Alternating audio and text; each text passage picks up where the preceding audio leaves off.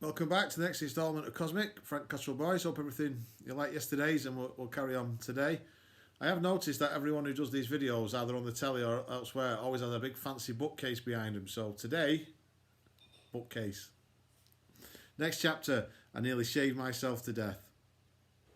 Even though I could barely see the premature facial hair, once I knew it was there, I couldn't stop thinking about it. It was ticklish and it was tempting to stroke it. Stroking it made other people notice it, and when other people noticed it, they tended to shout like Wolverine or worse, which is why I decided to get rid of it. I slashed at the brown candy floss with Dad's razor, which did get rid of it. Sadly, it also got rid of a lot of blood. Sheets of blood just sort of fell out of my face, and I wasn't quite sure what procedure, so I squashed a towel in my chin and prayed I wouldn't die and carried on squashing and praying for about an hour. I was starting to think that maybe I was always dead when Mum called me for supper. When I went down, she said, "What's happened to you? You look like you've boiled your face." Dad said, "He's been shaving." "What?" said Mum. "He can't shave. He's too young to shave. He's much too young to shave." "Well, he's definitely too young to have a beard," said Dad, and he showed me how to shave in a less life-threatening manner. "The only thing is," he said, "now you've started, you'll have to carry on. The hairs will get harder and harder the more you shave them. So I don't get wisps of candy floss anymore. I get this stuff that looks like naturally occurring toilet brush." Mum said, "Liam, you've got to stop growing so fast. I'm not ready to lose my little boy yet." Mum got so worked up about it, she took me to the doctors. The doctor said she was nothing to worry about. That made Mum really worry. She has to see the specialist. Specialist in what? Well, you read about these people, don't you? Who grow up too fast. Their hair starts falling out when they're teenagers. They get wrinkles and look like old men, but they're only 20. She'd never mentioned these people to me before. She must have noticed their absolute terror because she said, "They're very rare, but they do exist. You read about them on the internet, don't you?" I was relieved when the doctor said, "No, I don't think I've read about them, to be honest. I could send you see a bone specialist at the children's hospital." At the hospital, they gave me scans, blood tests and a "I've been brave" sticker. They took me to see a specialist, then a special specialist. They both said I was normal, completely normal, extra normal, abnormally normal, but tall. "He's just a little boy," said Mum. "He's growing up too quickly." Well, we all think that about our children, Mrs. Digby. The important thing to remember, that he's still a child. Even though he looks like a grown-up, just because he can't shop in children's clothes section anymore, that doesn't mean his childhood's over. Boys grow at different speeds, particularly at this point in their lives. You might go back after summer, Liam, and find that everyone's had a bit of a spurt, and you're not even the tallest in your class anymore. "Do you know, that makes sense," said Mum. "His dad was tall at primary school, and now look at him, he's well below average height." In fact," said Dad, "I'm slightly above average." "In fact, you're not." "Only very slightly, but very definitely I am above average. We'll talk about this another day," said Mum, which was always what she said when you want you to shut up. The specialist was partly right about growing spurts. Nearly everyone had one in the summer, including me. When Mum wanted to mark my height on See How I Grow chart in the kitchen, she had to get a chair to reach the top of my head. "Oh," she said, "you've had a spurt." And Dad said, 7 inches into spurt, 7 inches is a mutation. On my very first day at Waterloo High, I was the tallest person on the lower school site. The new uniform Mum had bought me at the beginning of the summer didn't fit anymore, and they had to send for an extra large lower school blazer. I got special dispensation to wear my own clothes for the first half term. When we went to get the travel pass for the bus to school, the woman in the office wouldn't believe I was school age, so I had to go home and get my birth certificate. And the next morning, when I showed it to the bus driver, she wouldn't believe it was mine, and I had to get off the bus and text Mum, and she came down and explained to the driver of the next bus I was just tall. "It's not the height, love," said the driver. "It's the stubble." Mum said, "Am I going to get this every morning?" "Only till I get used to him." In the end, Mum sent off for a passport for me. I kept it in my pocket in case I got questioned again. Dad said, "That'll keep you out of trouble." How wrong can a person be, by the way?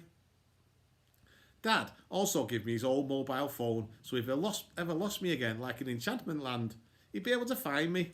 His phone's got Drax World on it.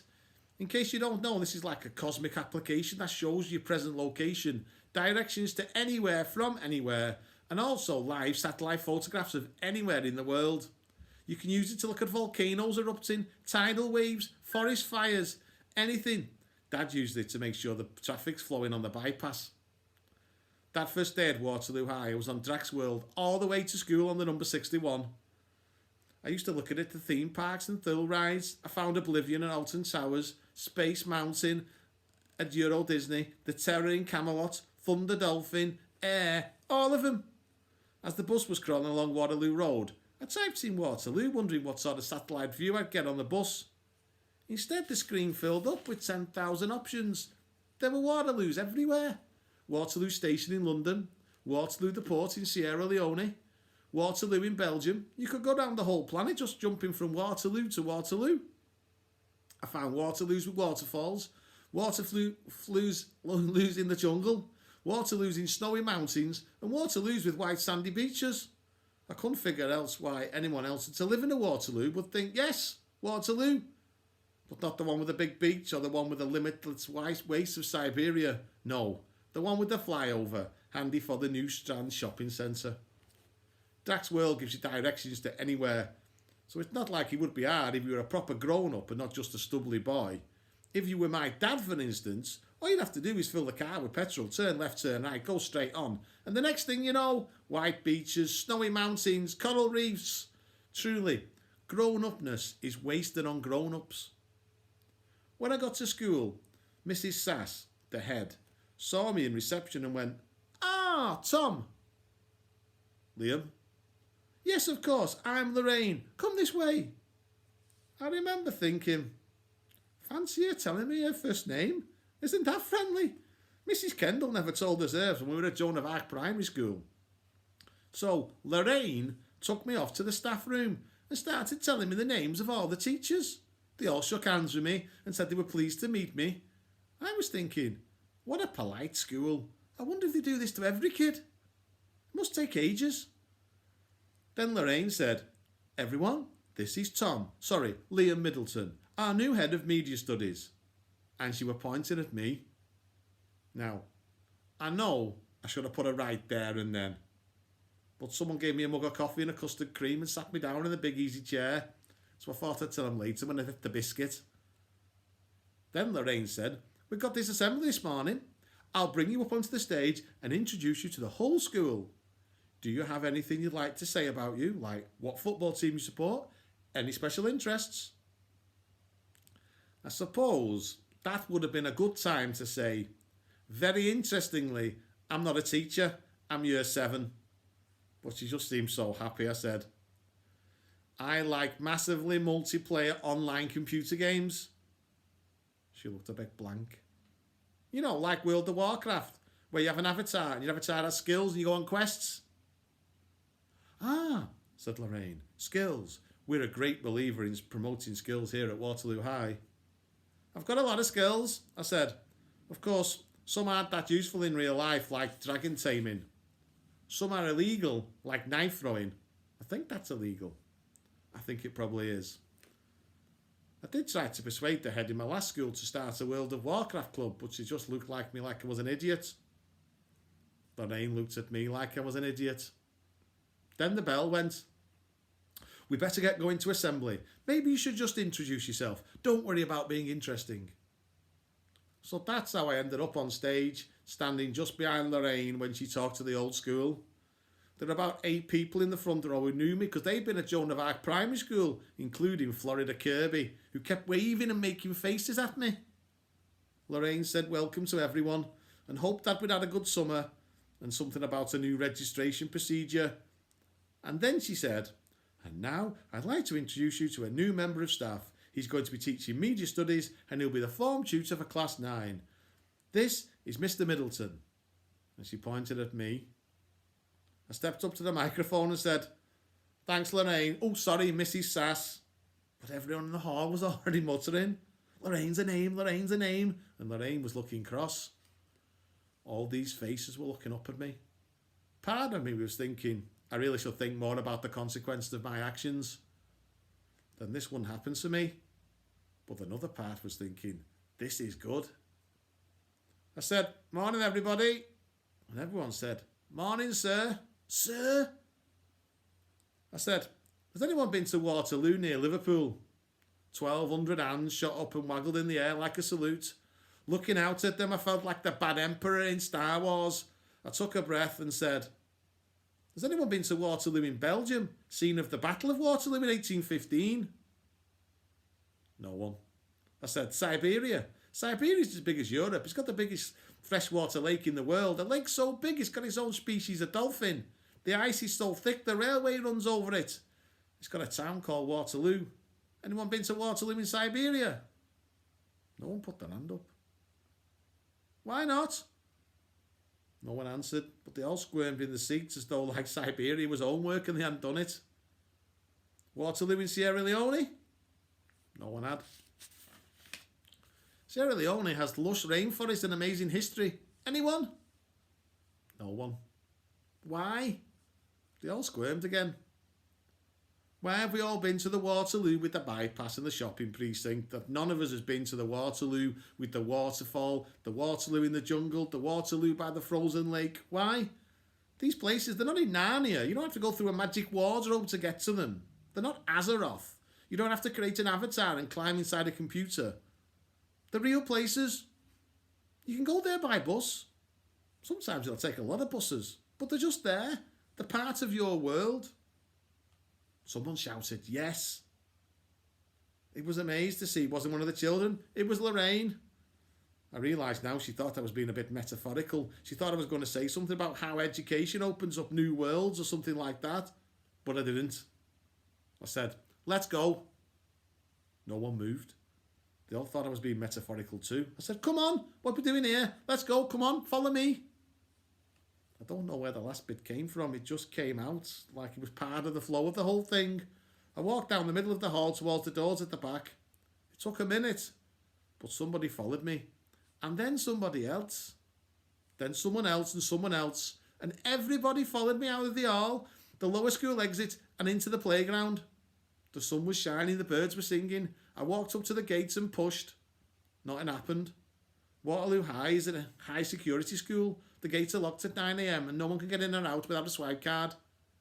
That's why there was a man in a leather jacket standing on the other side of the gate talking into the intercom. I'm the new head of media studies, he was saying. Over the intercom, the secretary was saying, I don't understand. You're already here. You're talking in assembly. By then, Lorraine was at the gate. She looked at the actual new head of media studies. Then she looked at me and hissed, who are you? I did try to explain it all. I said, I'm really sorry, Lorraine. Don't call me Lorraine anymore. It's Mrs. Sass. Yes, Mrs. Sass. Why don't you tell me your real name? I did. But, well, you should have more sense, a big lad like you.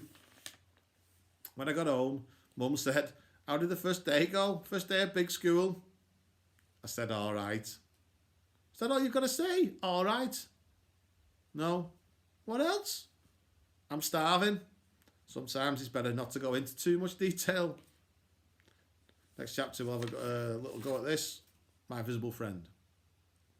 There were about 10 million meetings and letters home about my peculiar and disruptive behaviour at school assembly. Mrs. Sass decided the only problem I had was poor social skills because I was an only child. He doesn't mix with other children. He's isolated on the playground. Wouldn't you be an isolated figure if following you around everyone's shouting, sir, sir, or Wolverine, or yelling, hey up there, a million times a day? I mean, what do they want me to do? Shrink? Dad said, you got to try and make new friends, son. I've got loads of friends. I've got 20 guild members just waiting to do my bidding. I'm talking about real life, not computers. I didn't accept that distinction. That's exactly my point, said Dad. You need a friend who's visible to the naked eye. The point about World of Warcraft is that other players don't know how tall, short, fat or thin you are. They just accept you for who you are. Namely, in my case, a highly skilled night elf with healing powers. This wasn't enough for Mum and Dad. So they sent me to Little Stars drama group. Every Saturday morning, Lisa, the girl who ran it, didn't seem impressed with my poor social skills. She sucked her teeth and looked up and down and said, "We're really a children's theatre group." "He's 12, said Dad. "What? Mental age?" "No, physical age. I'm mental, I suppose. He's 12, mentally, physically, emotionally, the lot. He's just a bit tall and stubbly." "Oh?" She looked like she didn't believe him. I showed him my passport. "He's a clever lad," said Dad. "He's in gifted and talented, you know." "He's not exactly a little star, though, is he?" said Lisa. "I suppose if we did the Big Friendly Giant, he'd be perfect." She smiled. "So, why don't we do that?" So we did. Florida Kirby was already fully paid up little star. Lisa gave her the part of the giant's little friend, Sophie. The Sophie in the play, Florida said, was named after Sophie Dahl, the supermodel. So when I play Sophie, I'm going to play a young supermodel. Florida always has to be a celebrity. And when Lisa made us do a role play in which we'd act to see a ghost, Florida saw the ghost of Britney Spears, and when she pretended to be a dog, she was Madonna's dog. As we walked home through the Strand the first day, Florida kept practicing her lines on me. The lines were mostly like things like, "You're huge," "Goodness, you're tall," or "You're proper gigantic." And she said them in her best little star's loud and clear voice. I sat down on one of the benches by the water feature just to be a less tall for a while. "If we sit here," said Florida, "security come and chase us. The 8 kids hanging round this bench, the 8 kids really." But security didn't come and chase us. In fact, one of them walked past and nodded at me. "What's going on?" said Florida. "They think," I explained, "that you're with me and I'm your dad." "No. You're kidding, do they? Do they honest?" "Yeah." "Oh, but this is brilliant." And she was right. We could do anything we wanted, so we did. That Saturday and every Saturday from then on, we played in the lifts, messed in the photo booth, went to Total Games and tried all the new releases. We even went to News and Booze, which is strictly no accompanied children under any circumstances. Florida loved it in there because she could browse through all the celebrity mags, while I bought a newspaper to make myself look more dadly. Sometimes she used to give me £1 before we went in so I could buy a chocolate. I said, "Buy your own chocolate." Girls don't buy their own chocolate when they're out with their dads. The dads buy it for them. She even tried me to buy her cigarettes. "Dads don't buy children cigarettes," I said. "My dad would. He'd do anything for me. He's going to buy me a pony." "Ask your actual dad then." Once we were in there, the woman with the counter said, "Where's your little princess today?" How much did Florida love that when I told her princess? "Brilliant. You have to call me princess now." "I don't think so." "Why not? My dad calls me princess all the time." "We'll talk about that another time," I said. "Whoa, you really sounded like a dad when you said that." "Thanks." And we'll do some more tomorrow. Take it easy. Look after yourselves. Thanks.